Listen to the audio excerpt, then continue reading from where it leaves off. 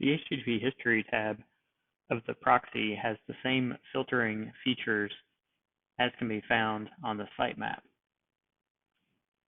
If you're familiar with the filtering features of the sitemap, you know that you can show only in-scope items, filter by certain search terms, and use the other filters to keep the tree view clean and from showing all of the different sites that we visited so far.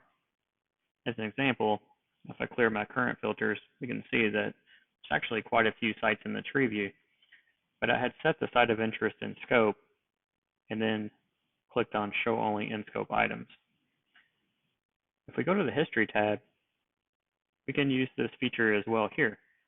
As an example, if you look at the current HTTP history, you see a lot of requests, including those that are fired off by Firefox in the background, trying to see if there's any updates.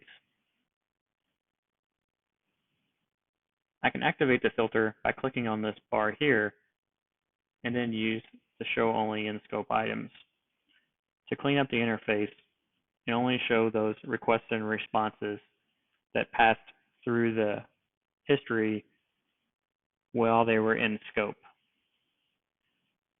This can make using the history tab a lot easier, and it makes it easier for you to find your requests.